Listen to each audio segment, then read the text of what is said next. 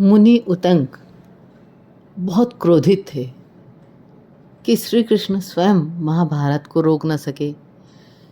इत्तेफाक से एक बार श्री कृष्ण जी द्वारिका जाते हुए उतंक मुनि के आश्रम पहुंच गए। अब जैसे ही मुनि ने उनको देखा, उन्होंने उनका खरी खोटी सुनाना शुरू कर दिया कि आप इतने महाज्ञानी हैं, सामर्थ्यवान हैं, उसके बावजूद आप महाभारत का युद्ध नहीं रोक पाए। आपको तो अगर मैं शाप दे दूं तो क्या ये उचित नहीं होगा? भगवान श्री कृष्ण मुस्कुराए और बोले, हे महामुनि, किसी को ज्ञान देना, समझाना बुझाना, रास्ता दिखाना, ये सब कर सकते हैं, और उसके बावजूद भी अगर वो विपरीत आचरण करे तो इसमें ज्ञान देने वाले का क्या दोष हो सकता है? अब यदि मैं खुद ही सब कुछ कर लूं तो फिर इतने सारे लोग दुनिया में क्यों हैं? इनकी क्या ज़रूरत है? लेकिन उतंक मुनि का क्रोध शांत नहीं हुआ। ऐसा लग रहा था कि वो कुछ न कुछ अपशब्द बोल ही देंगे। तब भगवान श्री कृष्ण ने उनको ध्यान के माध्यम से अपना विराट रूप का दर्शन कराते हुए कहा कि देखो, कोई भी, मैं किसी का भी अहित नहीं कर सकता और ना ही मैंने कभी किया है, ठीक है? और मैं एक निष्पाप व्यक्तित्व के साथ सुदृढ़ खड़ा हूँ।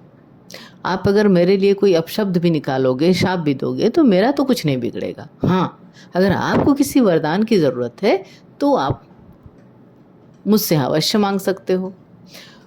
तब उतांका ऋषि ने कहा कि ठीक है, आप ऐसा करिए कि ये जो मरुस्थल है, रेगिस्तान, इसमें जल वृष्टि कर दीजिए, यहाँ सर्वत्र हरा भरा हो जाए।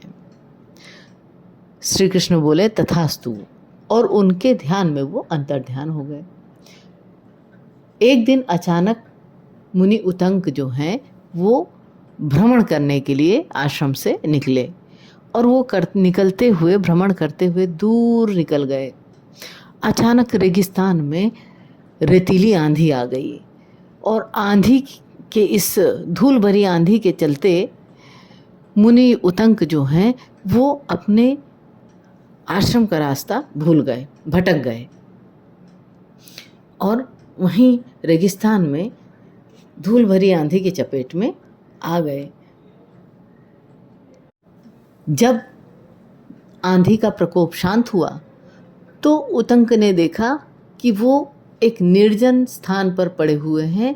धूप बहुत तेजी से तप रही है और प्यास के मारे उनके प्राण निकले जा रहे हैं। तभी उतंक ऋषि ने यह देखा कि चमड़े के पात्र में पानी लेकर एक चांडाल सामने खड़ा है और उनको पानी पीने के लिए कह रहा है। अब उतांका ऋषि जो है वो फिर से उत्तेजित हो गए, मेरे सामने से हट जा, नहीं तो मैं अभी तुझे श्राप से भस्म कर दूंगा। चांडाल होकर तू मुझे पानी पिलाएगा? उनके साथ साथ वो कृष्ण के उस आशीर्वाद पे भी उत्तेजित हो गए कि मुझे गजब मूर्ख बना दिया।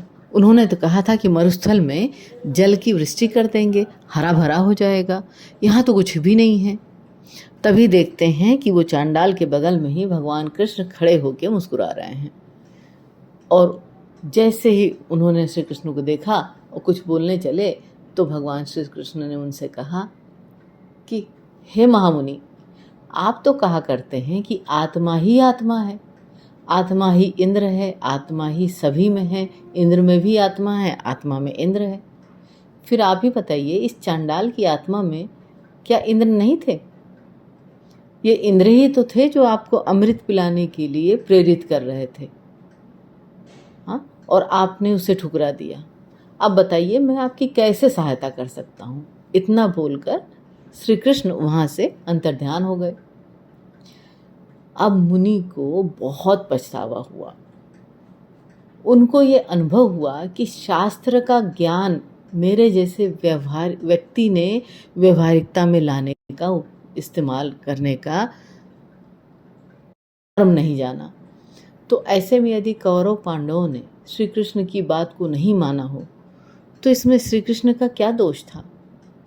महापुरुष तो केवल मार्गदर्शन कर सकते हैं। यदि कोई उस प्राप्त ज्ञान का इस्तेमाल अपने आचरण में ना करे तो इसमें किसी महापुरुष का क्या दोष हो सकता है? मेरे प्यारे प्यारे श्रोताओं, दर्शकों, इस समय 29, 30 और 1 को जो भंडारा हो रहा है वो इसी तरीके का ज्ञानमय भंडारा है।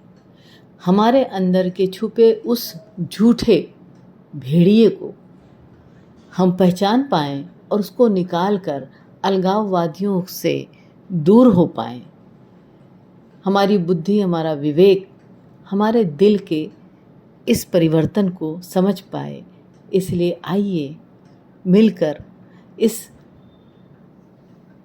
आध्यात्म की गंगा में हाथ धोते हैं और हम सब 29, 30 और 1 को सुबह 6:30 बजे, शाम को 6:30 बजे और सुबह 6:30 बजे बैठकर ज्ञान की गंगा में, ध्यान की गंगा में डुबकी लगाते हैं। धन्यवाद।